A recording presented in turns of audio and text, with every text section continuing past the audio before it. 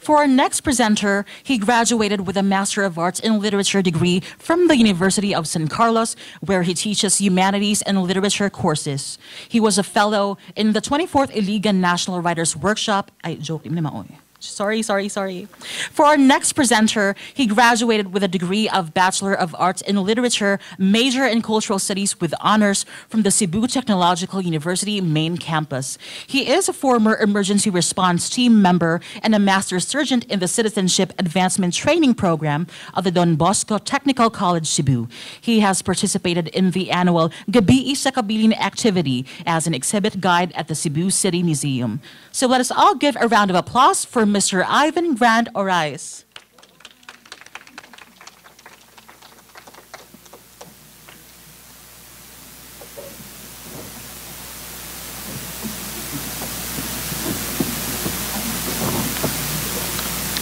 Hello.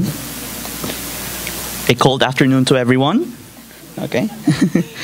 Okay, so for here is my, well, actually this isn't my research originally, but by the time when we're going to start our research classes, I was actually joined in through my friend here who sadly can't be here. His name is Francis Lawrence Duran, and yeah. So here's our research itself. Food as provenance in Merlinda Bobis' Banana Heart Summer. Next slide, please. Now, literature has a vital role in the society. It helps people discover and visualize the scenes in a historical event in different cultures, beliefs, and ideas through reading texts. Now, the research itself has a set of goals, of course. The first one would be to realize the Filipino food culture within the novel. The second one would be to popularize the local delicacies in the country through the project proposal. Next please. Now, using the existing theories that opens the themes, influences, and culture. And for the last one itself, the central sources are of the novel itself, the Banana Heart Summer by Merlinda Bobis, Tikim, a Filipino cuisine essay by Doreen Fernandez, and the post-colonial and the postmodern essays by Homi Baba and others. They are all cited in the review of the related literature. Okay. Now, next please. Now, for the statement of the problem itself, well, the first one here is what are the themes of provenance are present in the novel. The second one would be how do these themes on provenance configure the concept of agency in the novel. And most of all, what community extension project on provenance can be produced as an output of this study. Next, please. Now, there are three, theoretical backgrounds itself. Majority are the formalism theory by Viktor Shklovsky and the Moscow linguistics in terms of searching the themes itself. The post-colonial theory, to be more accurate, the concept of agency by Homi Baba, and most of all, and Raymond Williams' cultural studies in the understanding the relation of the culture within the novel. Next, please. Now, the methodology itself is pretty straightforward. We're just going to understand how these three things can convey into a community extension project on food as provenance. Next, please. Now, for the methodology itself, this research uses the discourse and content analysis, which is basically, it's really an easy task to do for literature students. Sorry for that. And there are two sources for the data of this research.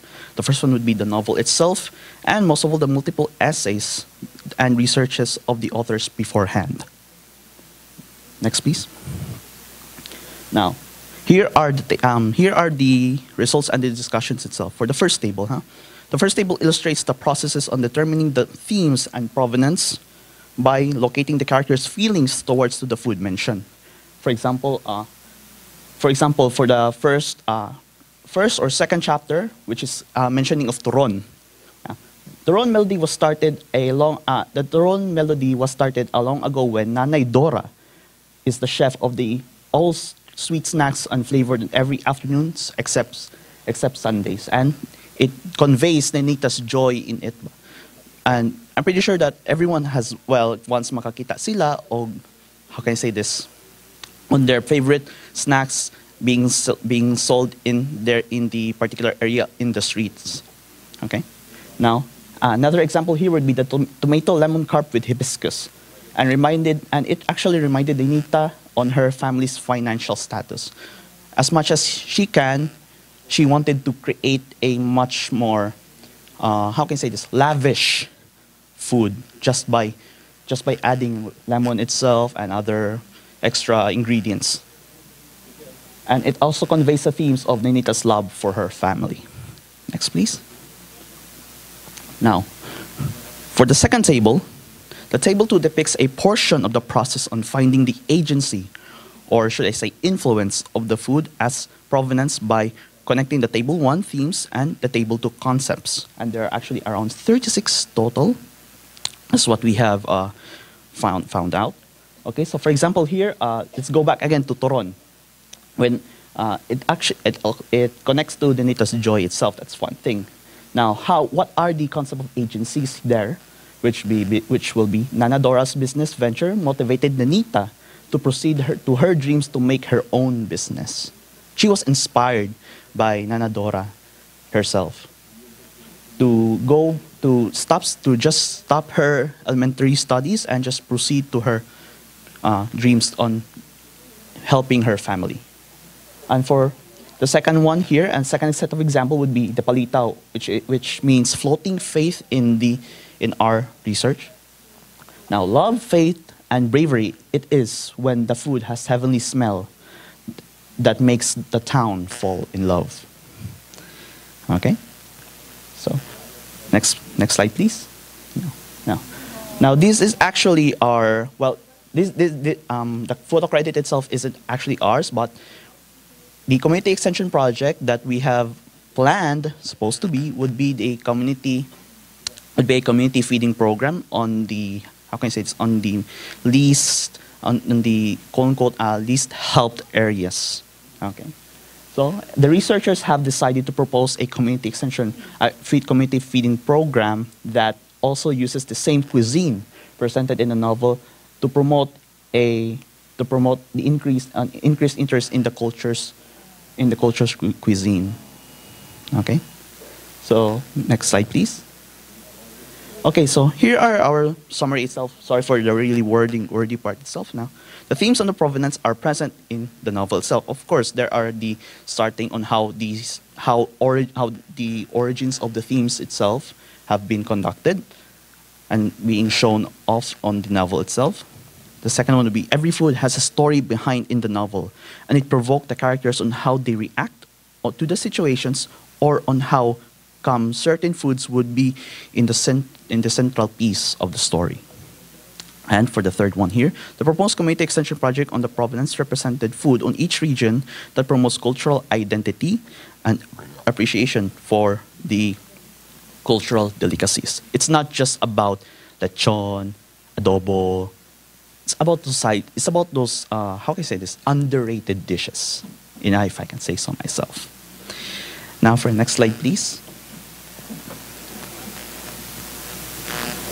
Now, here's a conclusion itself. The study reveals that Banana Heart Summers food embodies culture, tradition, symbolism, rural Filipino lifestyle, and it aligns with the theories of formalism, culturalism, and post-colonialism. And I think that's it for my research itself, for our research. Thank you. Thank you very much, Mr. Ivan Grand Orais.